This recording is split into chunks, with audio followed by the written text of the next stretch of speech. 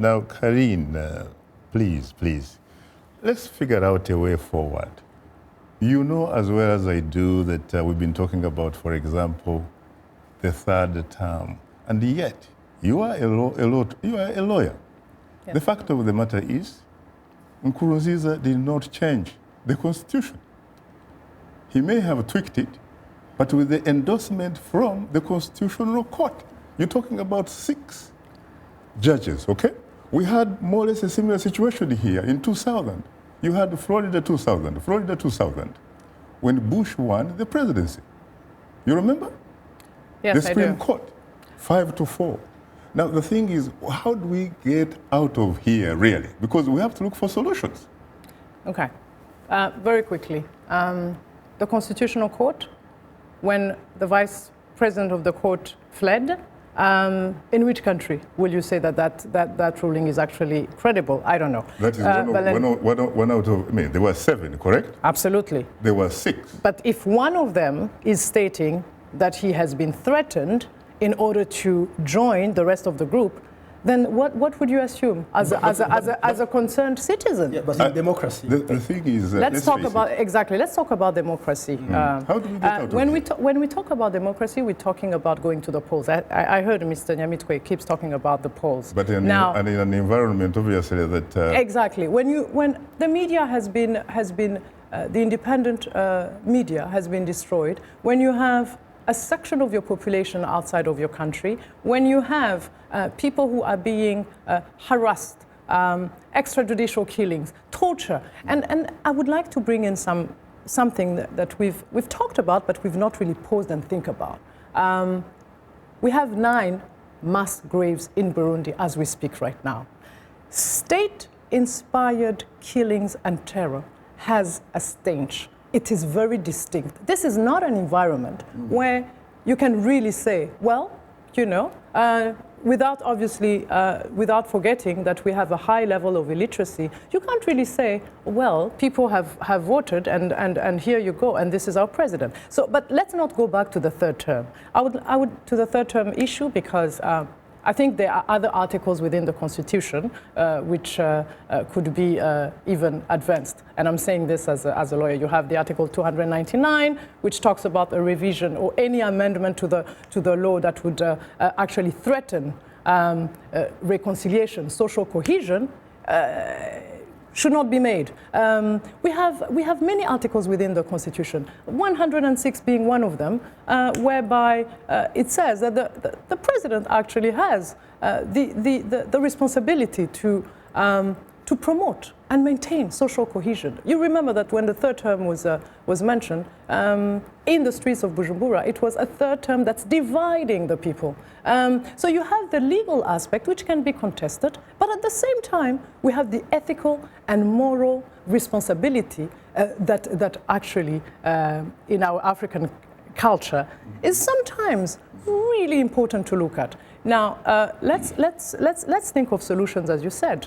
The solution is very clear. Protect the civilians that are being killed, prepare an enabling environment, and by the way, the 5,000 troops who seem to be very uncomfortable to admit from Mr. Nyamitwe, it's been done before. Remember, Mr. Willy, in 2001, there was the South African Special Protection Detachment that actually was there. So it should be easier now. It should be easier 15 years down the line. But he asked the way forward. Yes, exactly. I think the way forward. First step, second step, let's have the peace negotiations.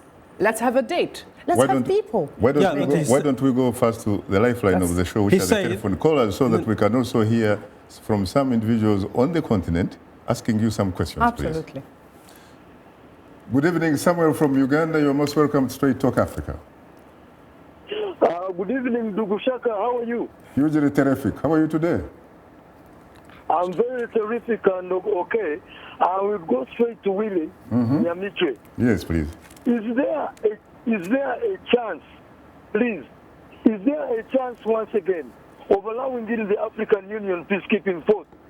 What if the audience suggests that, wait a minute, how about giving peace a chance by engaging the opposition to peace talks with the government delegation? Thank you very much, Shaka, and thank you, the panelists. Thank you. How about that, Willy? Yeah, thank you. The government of Burundi cannot close the door for dialogue. And now we are engaged in a process of inter-Burundian dialogue that must be inclusive, and no one has to be excluded. So Burundian inside the country and Burundian outside the country, the diaspora. So Burundi has already started this, and we have a commission of 15 members that has to deal with this inter-Burundian dialogue, and we are also supporting the mediation facilitation from the East African community. But how did you choose them? Because there are some of your critics, in fact, who are saying those people you are talking about are friends of your government. No. It can't be. We have 15%, and among them we have a priest, we have someone from Methodist Church, we have a Muslim, we have someone from the police, from the army, we have a Twa, we have Hutu, Tutsi, and we also have people from political parties. But quickly, this comes as a way forward. But we really need this inter-Burundian dialogue to be inclusive. We don't want to discuss with people who maybe don't want Burundi to go back to peace. People who are only destabilizing the peace in the country. And also for these troops that you are claiming you want to send to Burundi, I'm telling you how to send 5,000 troops in Burundi. They should be sent in Rwanda, where people are being trained, refugees are being trained, refugees are being recruited and armed. Let me go to another telephone caller, please. Good evening, Patrick. You're most welcome to Straight Talk Africa. Patrick from Nigeria. Good evening, Mr. Shaka. Good evening, our guest. Hugely terrific. My question to our guest, Willy. Yes. After every peace talk in Africa, both parties go haywire. Immediately, they go back in their territory. Now, they end up producing child soldiers. How do we solve this issue of child soldiers? Because there are so many in all these prone areas of crisis. Thank you very much. God bless you. Thank you.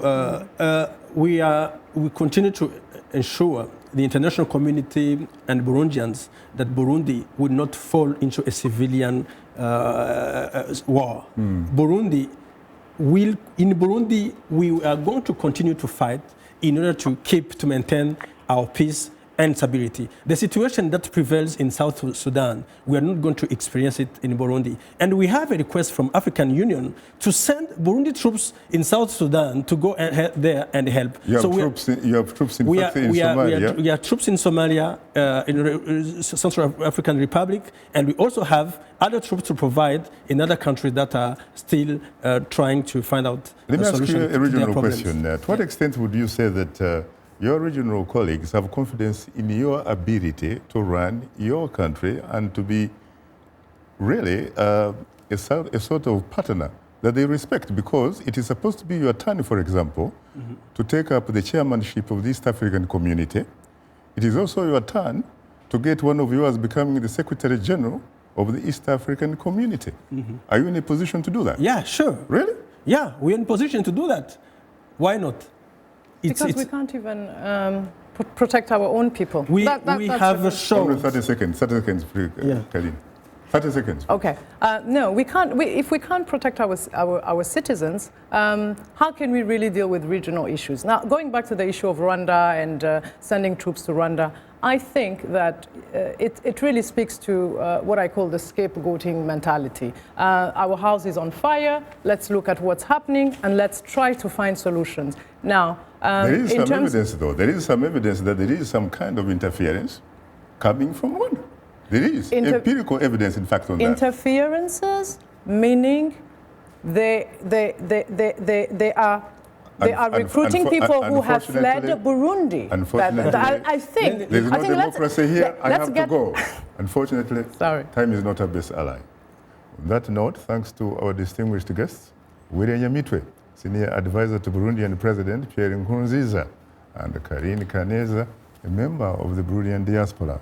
Thanks to our affiliate stations, along with our viewers and listeners, we thank you for tuning in.